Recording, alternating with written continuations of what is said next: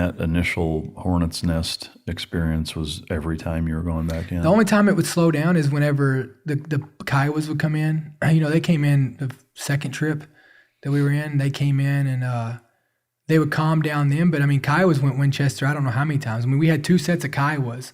One would sit outside the mouth of the valley, wait for this one to go Winchester, and the other one would come in. And they were just, Yeah, so for the listener, the Kiowa is a helicopter with gun platforms on it, and Winchester means running out of ammo, just so that you're not completely lost. You civilian assholes, choke yourself. Yeah. So when they would run out of ammo, the other one would come and replace them, and they couldn't keep them loaded fast enough. And then we finally got some fixed wing on station, which is irrelevant in this situation, kind of. There's not too many. I'm not gonna say there's not too many. I haven't found too many pilots in the mountains of Afghanistan who are willing to do gun runs. Mm-hmm. We did find some that day. We had some guys come in, God bless them. They came in and did some gun runs for us, but I haven't found, usually pilots flying a bird that's going that fast, they're not going to aim it down to a mountain and try to, you know what I mean? Mm-hmm. I don't know if I blame them, right? Yeah. And you couldn't really drop bombs in this situation. So on the third trip, I think, I met with our major and first sergeant, and I had accountability of everybody except my team. And I knew that if I came over the net, over the radio, and if I could confidently say that we have 4 U.S. missing, I knew that all this not having assets is gone, right? It's going to go to the top. And so I said that as soon as I could. And once I said that, we had assets stacked. The Army still wouldn't let the QRF platoon, the Quick Reaction Force platoon, come in. They asked, I said, we got 4 U.S. missing, and we begged for them to come in. And they said, well, are they Marines or Army? And I said, what the fuck does it matter? They said, are they Marines or Army? And so when we told them it was Marines, they shut down all help for us. What in the fuck? And so we had a whole platoon of guys, infantry guys, just sit at the mouth of the valley. And who the fuck made that decision? Yeah. The guy's Major Granger. Have you talked to him? No, but I tell you what, I'd pass up Dan Bilzerian to get Major Granger in a fucking room. He got promoted. So here's what they did to him. They promoted him, and then they got him out. But the worst part about Major Granger is he ruined another dude's career, a captain that was in the talk. And just Major Granger is a fucking piece of shit. That's a dude that he'll have to, we'll die, and I don't know that me and him are going to go to the same fucking place. Mm-hmm. So, but that's the thing is, and that's where I've had to come to with a lot of this, right, is there's a lot of people that day that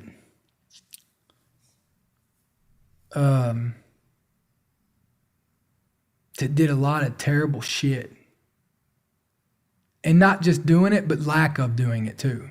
Yeah. And for me to get peace with it, I can get fired up. I could just talk shit about a lot of people. But I know that if they can live with what they did that day, then then I'll go and try to live with what I did. Yeah.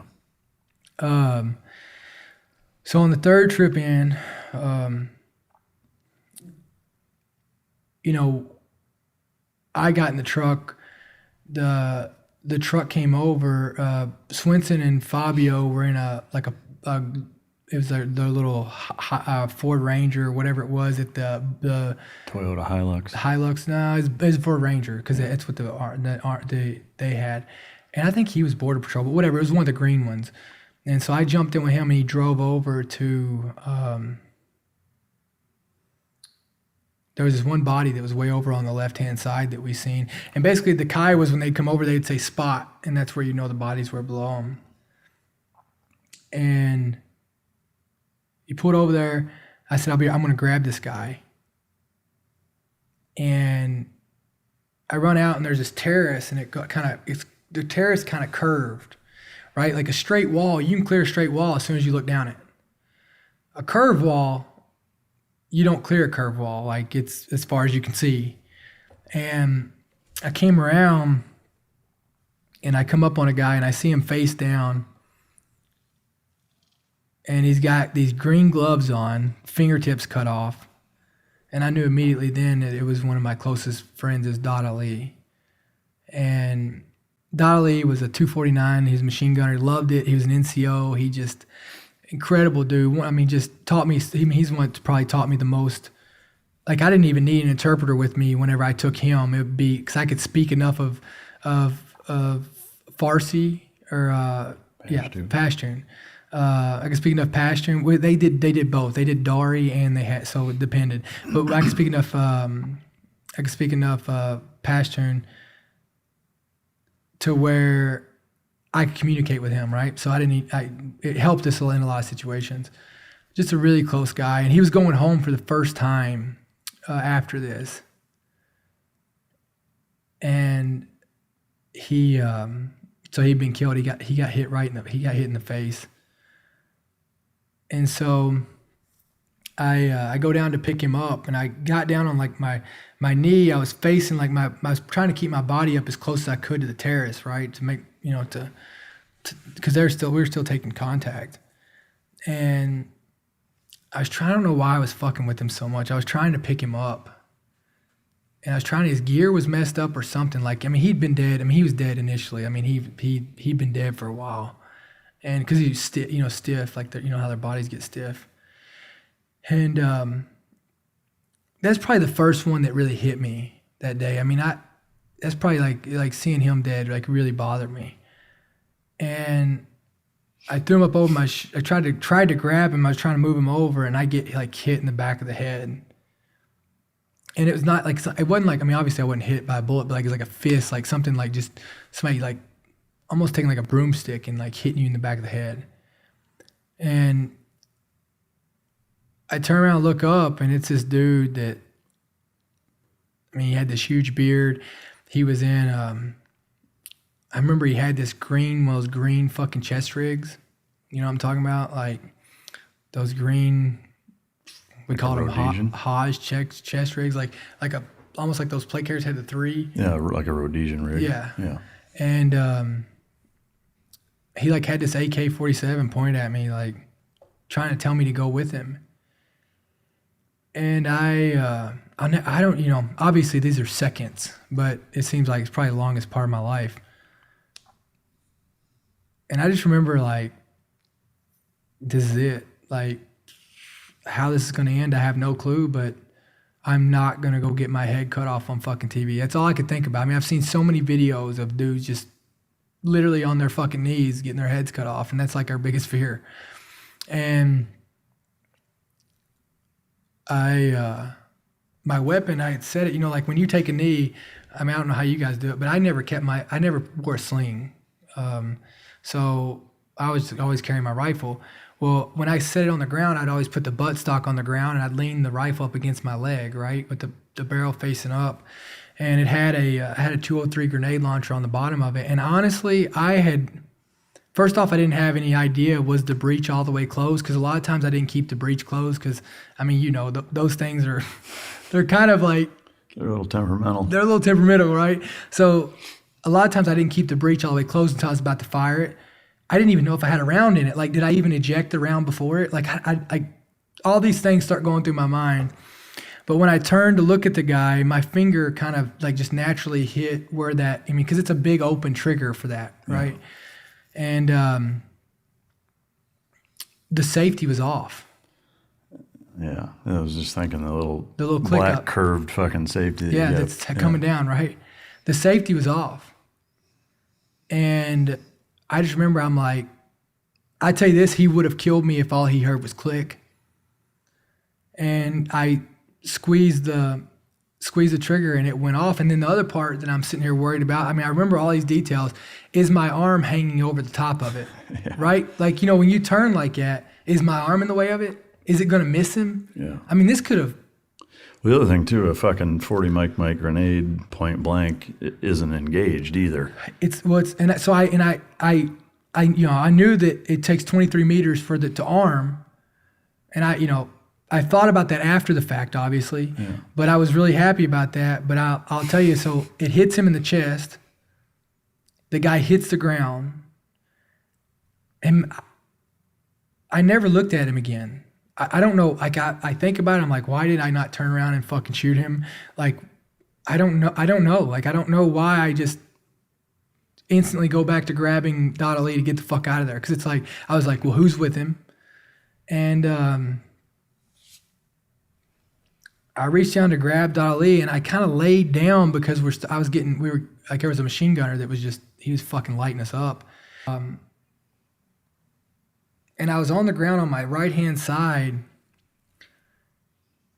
And next thing I know, this motherfucker's like choking me. The same dude. The same dude.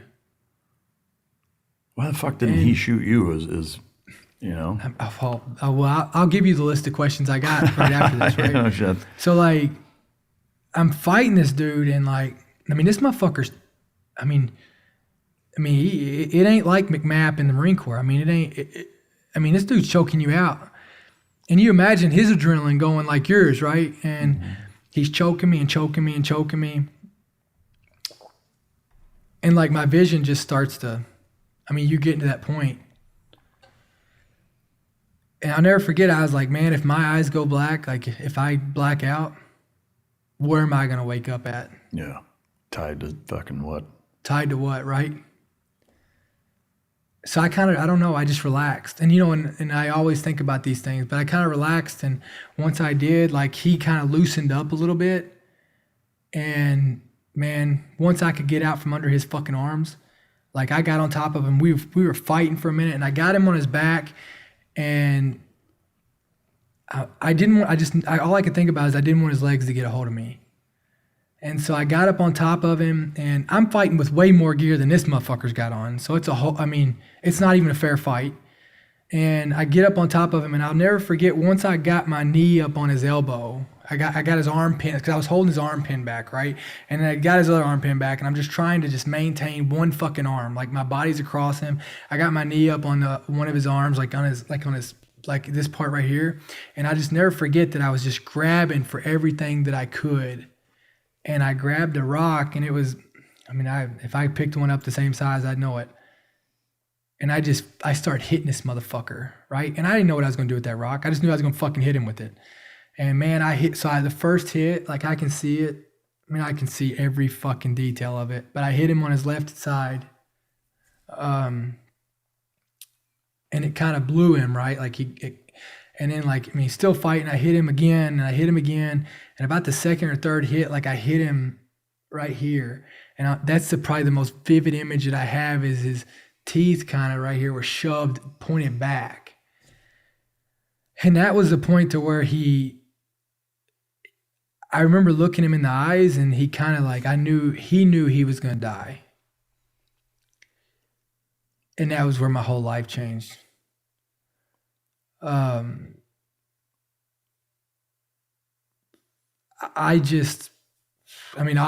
I had a job to do, but it was at that moment that I was like, I don't even know this guy. I don't hate him. This guy's got family that's going to miss him, just as if I died, my family would miss me. He's probably got kids at home, a wife. He doesn't believe he's wrong. We're literally here because we were born in two different places. And it was at that moment that, like, war was no longer fun to me. Like, it was a nasty, which side of it? Killing someone is murder. Just depends on which side you're on it. And I just kept beating and beating and beating and beating. And I can still remember, like, the noises of him choking on his blood. It's Obviously, look, I'd do it all over, but did either one of us really know why the fuck we're there? I look back at it today and it's like, it doesn't really look like it fucking mattered, does it? Yeah, it's a hard one to rationalize for sure. So I grabbed Dada Lee and ran back to the truck, jumped in it. We took off. We made another trip in. And on the last trip in, the Kiowas flew over and said they spotted, at this point, PJs came in. And the Kiowa flew over and said they spotted 5 bodies in a trench. And I had thought my teammates had got up in a house and was holding the house down. Because that's what I'd have tried to do, right? Like, I'd have tried to push forward, get into a fucking structure, and defend the structure. And so I just thought that 5 bodies, it was just 5 more Afghans. And so PJs tried to land, and they didn't land because they were taking too much fire. And they pulled back up. And so I told, Swinson was communicating with them on the radio. I said, hey, tell them to put a smoke above the terrace that they're behind. So they dropped the smoke, and as soon as they dropped that smoke, like, I fucking took off. And I jumped off that terrace and I landed in a ditch, and I landed on top of Gunnery Sergeant Johnson. And then I go to the left a little bit, and there's Doc Layton, all of his medical gear's out, and he's laying face down on top of Lieutenant Johnson, who's face up. And then I go to the left a little bit more, and there's Kinefik, who was face down with his GPS in his left hand. And they've been stripped of their gear, of their weapons, of everything. And so I just picked them up, carried them out one by one. The Afghan soldiers helped me put them in the back of the Afghan trucks. And we put Gunny Johnson and Doc Layton in one vehicle. And I put Lieutenant Johnson and Gunny Kinefik in the other vehicle. And I got in the truck, and so we had to exfil out. That was all that, like, we'd had accountability of everybody. And we started to exfil out. We let the OPs pull down. And when the OPs started pulling down, I seen them, they were safe. I got out and I ran up to the Afghan vehicle. And it was basically like supposedly like a high back, but didn't have the canopy over it. And I ran up to that. It was an Afghan driver. Fazel jumped in with me. And it was the Afghan driver, and I look at this now, and I'm like, how crazy is this? But it's the Afghan driver, one vehicle, the other one had already gone back. The Afghan driver, Fazel, me, Kinefik, Lieutenant Johnson. And I said, I'm going to take this truck back. I just let him know. I said, hey, I'm going to take this truck back. So we pulled up, as we're passing all the fucking Army guys that were sitting there. I said, hey, can you give me two poncho liners? And so I don't know why. Not that it really fucking mattered, right? But all I can remember is I just wanted to put those poncho liners over those guys on the way home. And honestly, I think I wanted to do it just because I didn't want the enemy to see that they fucking killed them. Like, I didn't want any of the fucking Afghan villagers, I didn't want anybody to fucking know that they killed them, who they killed, the Americans. And so we're driving out, man, and I'm so glad I had Fazel with me. I'm driving out, man, and as soon as we pass the Army platoon, we kind of got to go around this. It's probably 3.5 miles back to the base. And these fucking cocksuckers are laughing at us. The villagers? Yeah. They're sitting behind this Army platoon, all the people that had left, and they're just pointing and laughing at us. And I pulled my gun up. I was going to fucking shoot them. I mean, I was gonna fucking kill every one of them, and I would have. I promise I'd have felt better about killing those motherfuckers than I would have anybody else. And I pulled my gun up to shoot him, and Fazel's like, "It ain't worth it." He's like, "It ain't worth it." And they were pointing and laughing. You know, it was almost like you driving down like they're on both sides of the road just fucking laughing. And so we go back in and we pull in, and you know, you get on base, and I pull in, and so I'm in an Afghan vehicle, and they stop me at the fucking gate, and they're like, "Well, where's your patrol at?" I'm like, Is this a joke right now? I'm like, "Where's the I just need to know where the freezers are." "Well, you can't come on it. Where's your proper PPE?" And I'm like, "Look, I just need to know where the fucking freezers are." And she said, "Well, wow, we gotta tell, I don't know, whoever they were gonna fucking tell, right?" And so finally, I pulled one of the poncho liners back, and I said, "I just need where the fucking freezers are," and they're like, "That way." So we get down there, and now all the teams are there. Like every team they were bringing teams in from other teams, like coming in to help us, and because this has been going on for, a while. Was it like 6-7 hours? 6 to 8 hours. When you that last trip in, were you taking every bit as much fire on that last trip? Not as much. That last trip wasn't as much. We were still taking quite a bit, but not. And so once you pulled out, did American forces So on the way, as we came out, I was friends with the 20th group. They're reservists. Love the guys. Maddie, I love those guys. And so they had actually called me and Dad over the radio. And these guys heard it, and they knew it was us because we had talked to them the night before. They were going to run another mission, but we were running this one. And so when they heard what was going down, they tried to spool up and come in, had some problems of, commanders not letting them. Finally, they just said, "Fuck it, we're going." As I was heading out, they were heading in, and they fucked that valley up all night long. Like, they chased those dudes all the way back across the Pakistan border. Did they get a lot of them?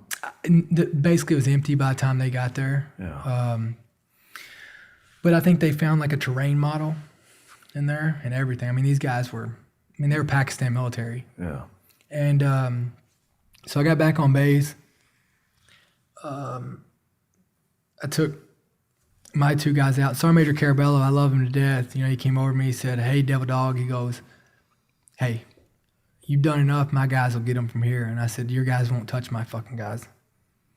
I said, this is something that I'd want done for me, and I'll finish this. It's my job. And Bocus is the only other guy that would help me. Obviously, Rodriguez Chavez wasn't there, but out of all the guys who were there, Bocus is the only other dude that helped me do it. And so we moved them in, put them in the freezers, and did the thing that we do. We turned around, put them. We asked the PJs, they landed, had to refuel. We asked them if they'd take the bodies to Bagram and get them home. And so we hurried up and got them in body bags, put the tape over their head, and draped them. I think we put the flags on them there. And then we put them back in the truck, put them on the birds, and let them go. Then I went right after that, and I wasn't going to go home yet, or go back to base yet. I went over to my Afghan side and helped them do the same with their dad. Gave them the same respects of, I went through all of our Afghan guys. The guys that were wounded, helped get them medevacs out. And then after we got everything cleaned up and everything kind of sorted out, and all the guys that had died, which that day we lost 10. Altogether we lost 11 from the gunfight. But got them all out, and then I went over and just got some dinner. I'll tell you, hearing that story, firsthand from you in that manner is there aren't really words that do justice as to the emotion that I feel. I purposefully read all of your book except for the story for that reason, is to have a both natural reaction and to have the questions that that anybody would have listening to it. It's the first time I've heard it. I intentionally didn't listen to any of your other interviews where you talk about it, and it's I can't imagine my reaction is probably any different than just about everybody that hears you tell it. But goddamn, yeah. I appreciate you going through it again. I know that shit isn't easy, but I also think it's imperative that stories like that are told. Our country needs to know what our guys go through in every aspect, right? Not just the actual account of what happened, but the thought processes behind it, how it impacts you, but on a broader scope, from a foreign policy ROE standpoint. Yeah. The decisions that some of our commanders and above make that hamstring and fuck over our troops, those need to be highlighted and should be held accountable for. Unfortunately, it sounds like they haven't. For that moment and going through that, and then afterwards, obviously the swirl of emotions that was taking place. Post that, you talk at length about it in the book. The weeks that drug on afterwards and whatever. Can you talk a little bit about both where your mind was at from then until you went home, including the ping pong loss that ultimately sent you home, but also, was there any follow-up on your end in terms of trying to hold those guys accountable? I mean, obviously as an E4, there isn't really a whole lot you can do, but what if you could tell us about that? I mean, they did a damn good job of covering ass. You know what I mean? Like, that's a pretty good thing. I mean, that's what officers are real fucking good at, right? At figuring out a way to make sure that they're not going to be held accountable. I mean, I'd be held accountable more for a DUI blowing, 0.001 over than they are for getting people killed. I mean, that's just bureaucracy at its best. So they did a damn good job on the way they did the investigations, and they did a real good job on who they investigated and who they asked. They did a really, really good day. They trust me. I would say they had a plan on how they were going to get this covered up, or not covered up. They didn't cover anything up, but how they were going to manipulate this and set this before we even got back to base that day. Yeah. So they had a better contingency plan for eliminating their responsibility than they did for actually going through the mission. Yeah, I mean, they did the whole investigation without us even really knowing there's an investigation. You know what I mean? Like, a lot of weird shit happened. Yeah. So I went back to base 2 days later. I got another really, really big gunfight 3-4 days later. Was your mentality and or your actions in that gunfight different now because of going through that? Ooh, yeah. My give a fuck was a lot less. Like, I think regards for my safety was not there. You know what I mean? Like, as far as, I would say going rogue was pretty accurate. Was there an element of vengeance and retribution that you were trying to account Yeah, I was for? not going to, like, I was not, like, I had a true reason to hate these motherfuckers now. Mm-hmm. Like... It was personal now. It's personal now. Kind of like if, like, we all as Americans hate terrorist organizations because of 9/11, but I bet we don't hate them near as much as kids who grew up without their fathers or mothers, right? Yeah. So now I had the reason, and it was a whole nother level of just hatred, and so. I didn't really. I mean, I turned around, and got into gunfights so much after that I never really processed it. I was fortunate to have Staff Sergeant Richards and Bocus, Sergeant Bocus, come back with me and really immediately take me under their wing. Sergeant Jeffers, Kerr. I mean, I had a lot of good guys that really immediately just kind of like, hey, gotcha, but let's pull the throttle back a little bit. You know what I mean?